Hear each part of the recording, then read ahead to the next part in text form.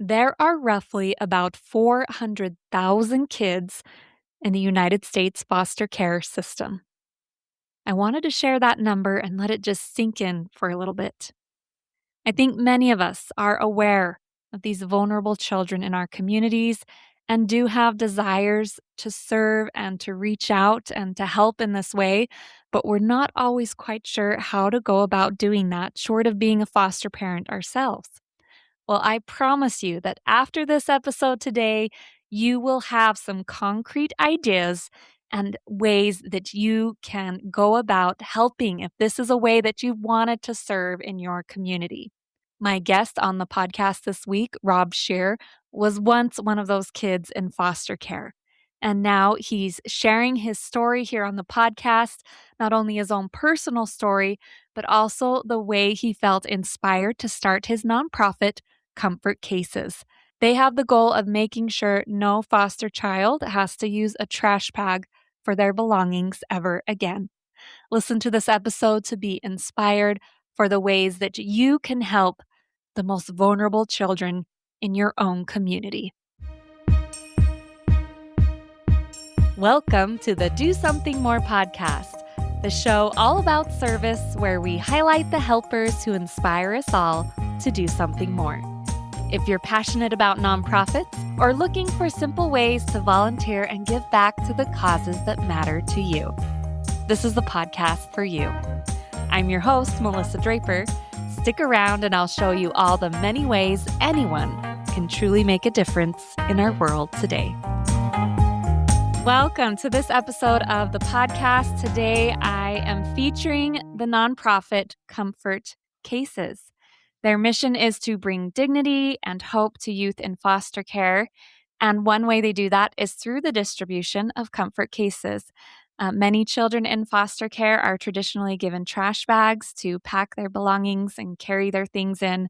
And a comfort case is a backpack filled with comfort and personal care items.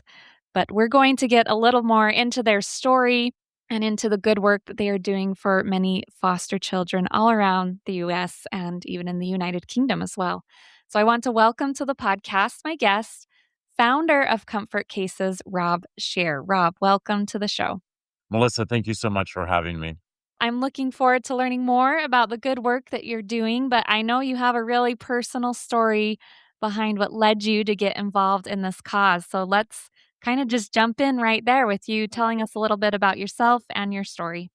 I have the greatest job in the world, by the way. I'm a dad, and I am a dad to 5 of the most amazing humans. And for me, that's all I ever wanted. I wanted to be a dad. From the time I was a little boy, that's what I thought about. Most kids were thinking about being doctors and football players and teachers, and I just want to be a dad.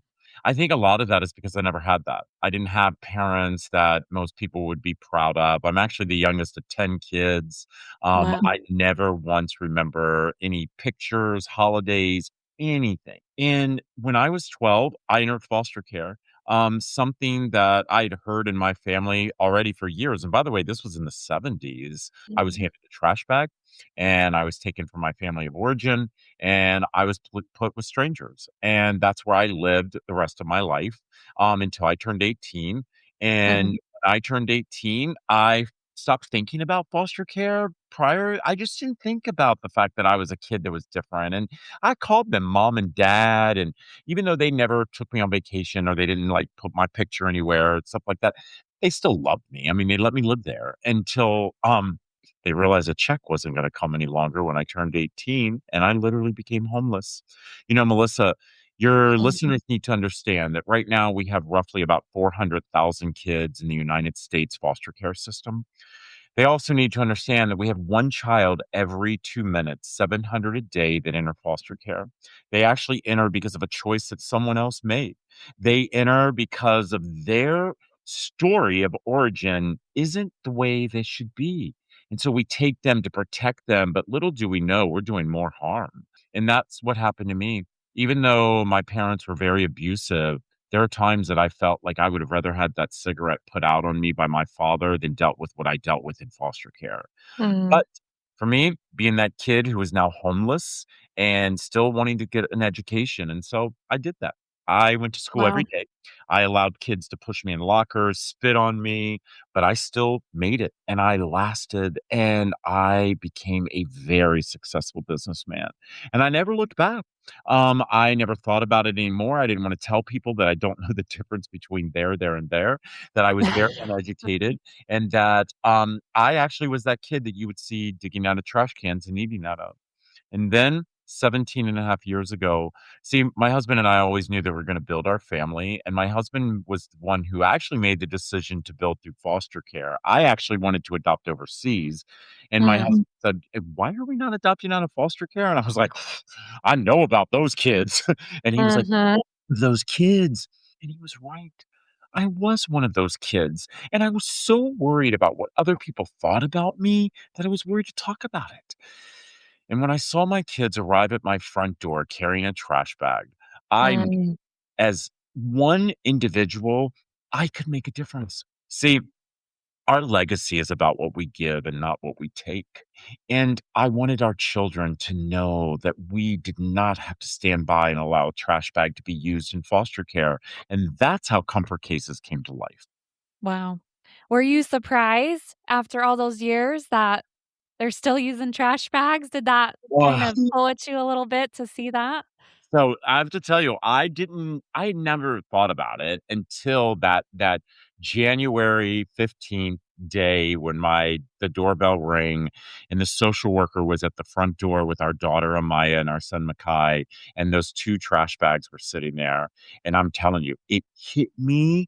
Um, those were the moments, by the way, and by the way, 17 and a half years ago, I'm 59 years old, so I was in my 40s and, I thought I was, like, grown, but Mhm. that was the moment that I realized what truly triggering trauma was, because Mm. that triggered me from when I was a kid. I actually Yeah. Melissa, I remember I asked the social worker, I said, "Are you kidding me? You're telling me after all of these years that we are still carrying trash bags for kids in foster care?" And she was like, "Well, what should we be carrying?" I was like, "How about some dignity?" You know, I think that we underestimate the word dignity. Mhm. I remind people all the time is that dignity is an absolute human right for each and every one of us. It is dignity when we get a brand new bar of soap, when we actually are going into a house of strangers. It is dignity when we don't carry a trash bag with our belongings in it. It is dignity when we're a kid in the foster care system who has the same opportunities that other children have. It's Right. dignity. Right. Yep, and feeling like you're one of those kids that you're part and you can have and live a good life alongside them. And I appreciate that you shared some of those numbers. I don't know, I think many of us are aware of foster care and vulnerable children in our society, but I don't think we always realize the true impact and the numbers. Oh my gosh, the numbers are staggering. I mean, first of all, we all must understand is that foster care is doing exactly what it's supposed to do. It is literally making money on the backs of children.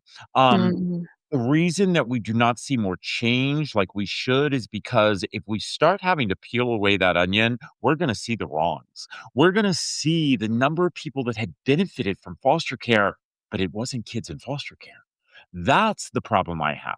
See, if we want the system to work, we have to put into it what we want out of it. Okay. And what I want to put into Absolutely. it is the absolute support for young people who do not have their family of origins to support them. And Nelson Mandela said it so clearly: every single child in society is judged by the way they are treated. And let me explain something. Kids in foster care, they do not belong to you or your listeners. They don't belong to me. They belong to us. To us. And so to me, that's why it's important that we truly treat these kids the way we should treat them, the way we treat our 5 kids. Hmm. Right.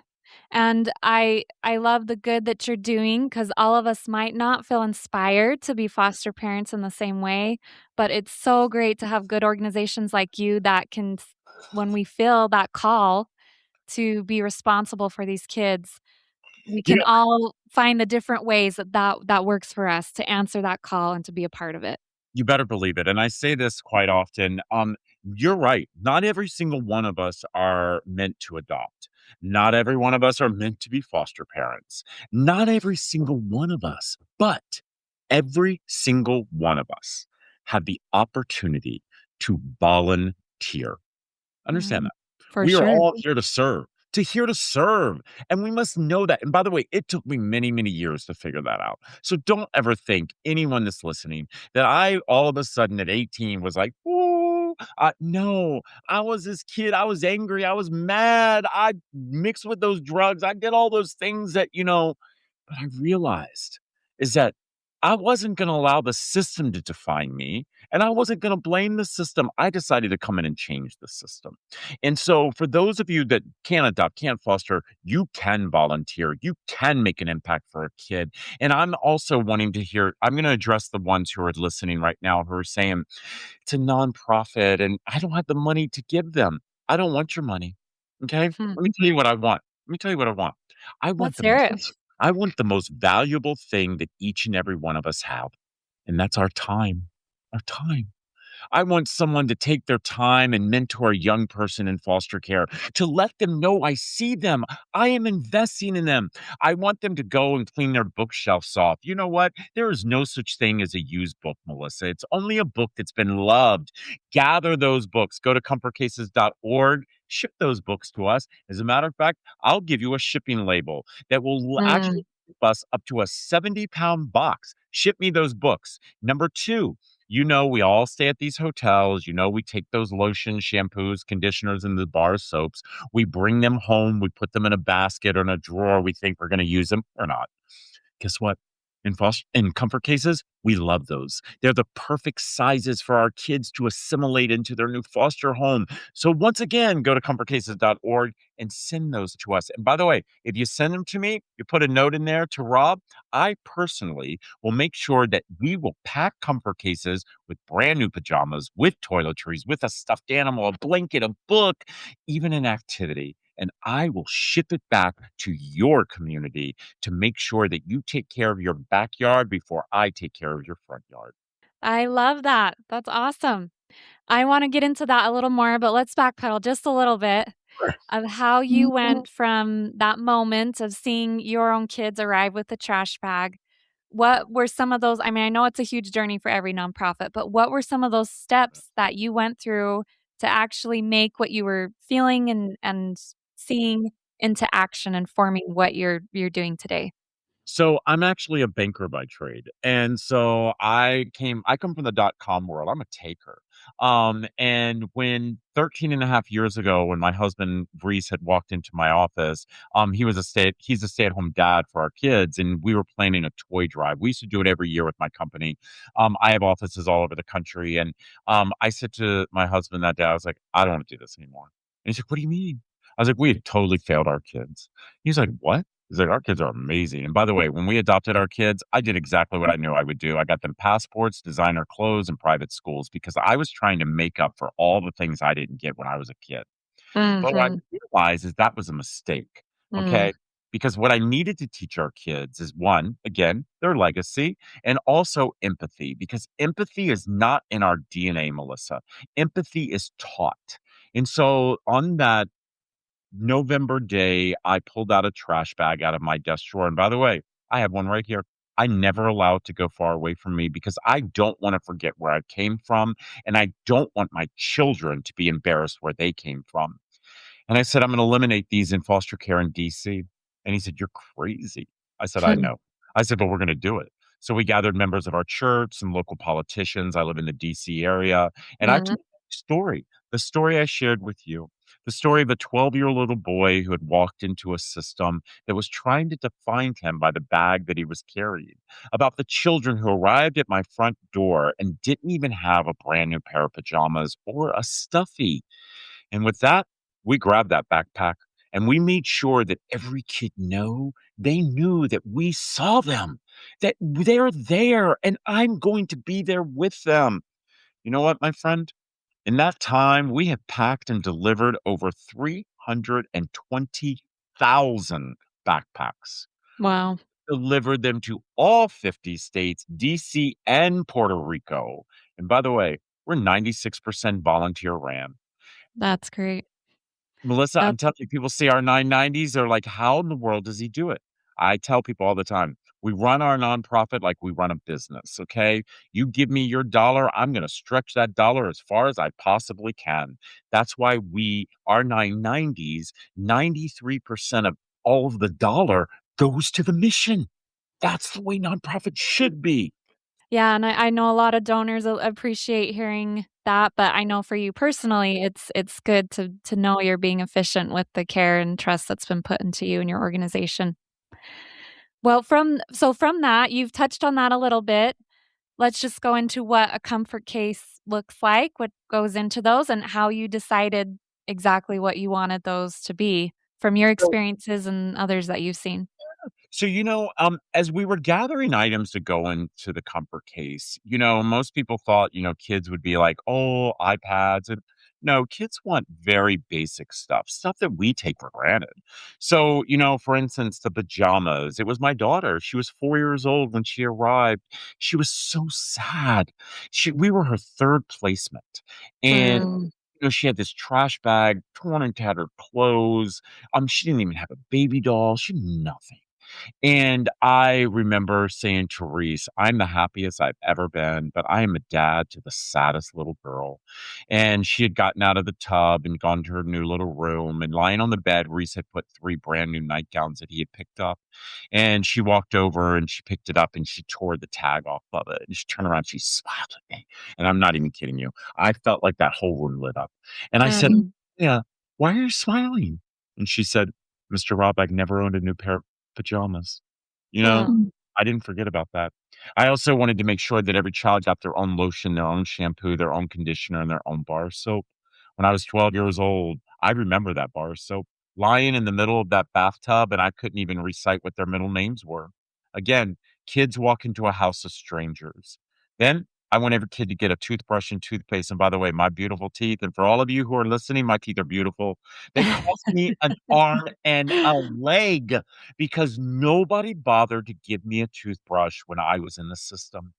Then mhm, I want every kid to get an activity because I know that 90% of kids who enter foster care enter in the back of a police cruiser. They go to a holding center. You can call them rainbow rooms or whatever you want. They're no more than holding centers. I want them to have their own. And so we give kids under the age of 10 a coloring book and crayons, and kids over the age of 10 a journal and a pen and pencil set. And then I want every kid to get a stuffed animal because I don't care whether you're a newborn or you're 59 years old. We all love a good stuffed animal. And then finally, my son Grayson. He was 5 years old when we packed our very first case. He's now 19. He was like, "Daddy, we have to put a blankie in every case." And I was like, "A blankie?" mhm, I was like, "Grayson, these kids are not cold."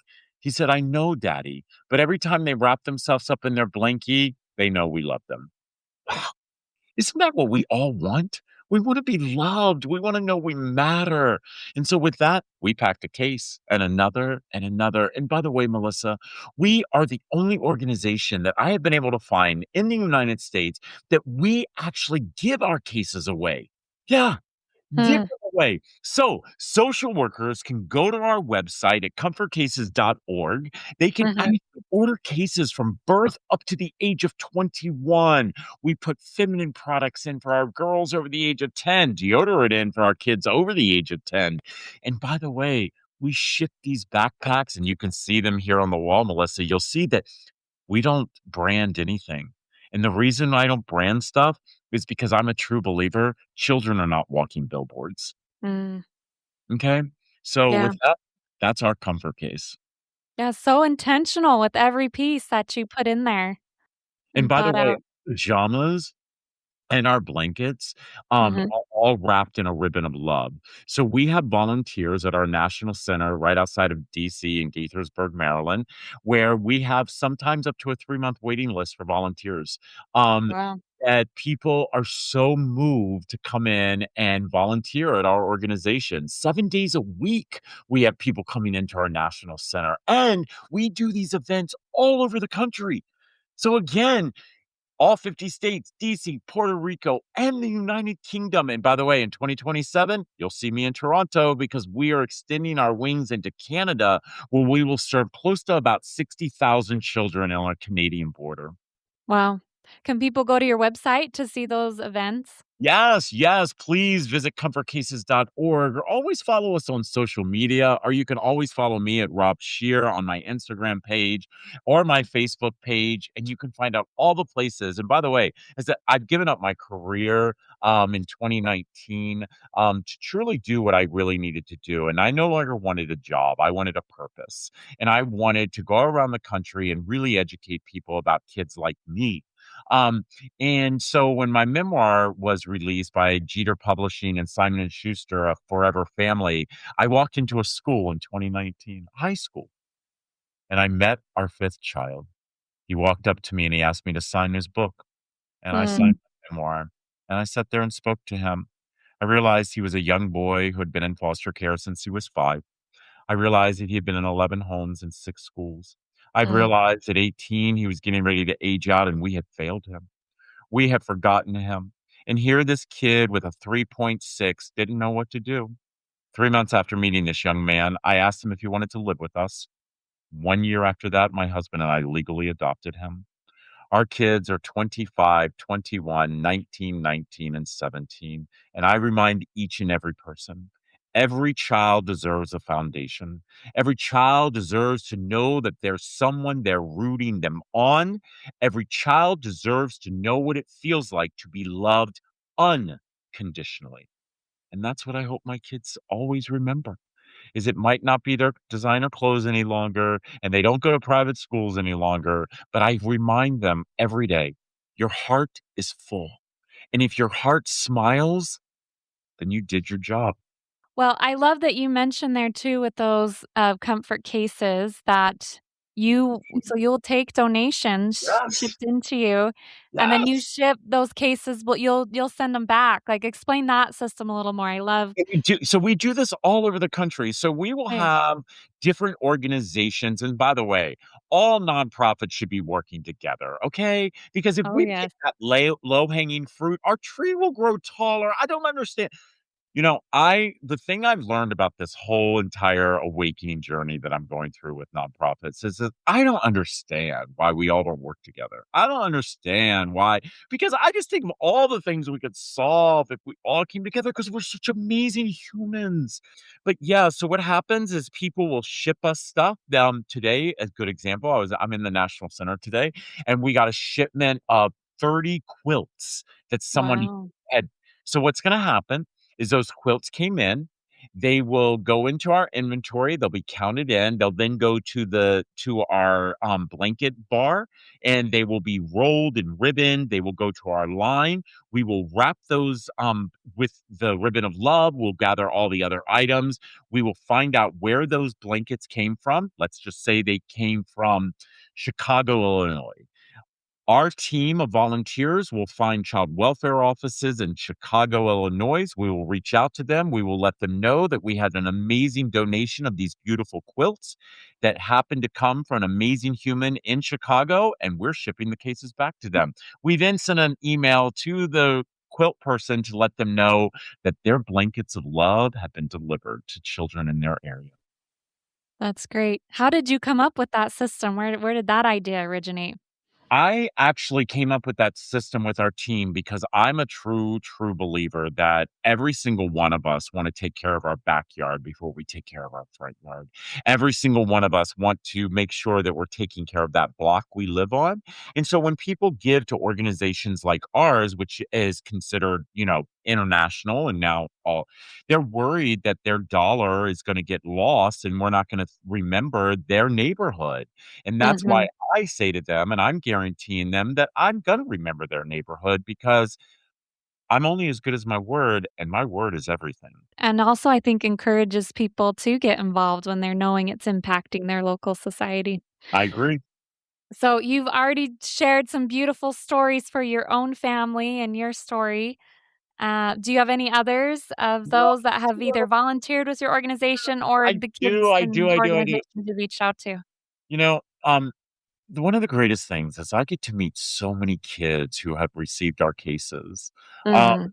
but the one thing that I've learned that I keep hearing from these young people is they keep asking me, "Mr. Rob, why?" And I'm like, "Why what?"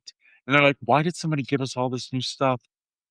I say to these young people, as I say to your listeners, and I hope they take this, always remember, you do not have to know someone to love someone. And I remind that to these young people that you don't have to know someone to love someone. And I love them. And I truly do. That's a great mantra. I love that. We always, because my podcast goes out to listeners all over, and you've already shared some really good calls to action. Yeah. But I love just to have each of my guests kind of finish off with general advice and encouragement that you would give. So that obviously there's a lot of opportunities to get involved with your organization. And I love that you shared those, but also just other encouragement you have of how someone can take action to support those vulnerable children in their own communities. Some of you will be listening to this podcast and you're going to get ready to have that aha moment that it's time for you to do. It's simple as that. It's time for you to do. Here is an opportunity. And I've said this so many times. I have a passion for kids. Some of my friends have a passion for animals. Some of my friends have people who are experiencing homelessness or those who have food insecurities. I just want you to find your passion. Okay? Find your passion because that's how we make tomorrow more beautiful than it is today. Simple as that. Find your passion. And by the way, if you're listening to this and all of a sudden you got that little spark of, you know what?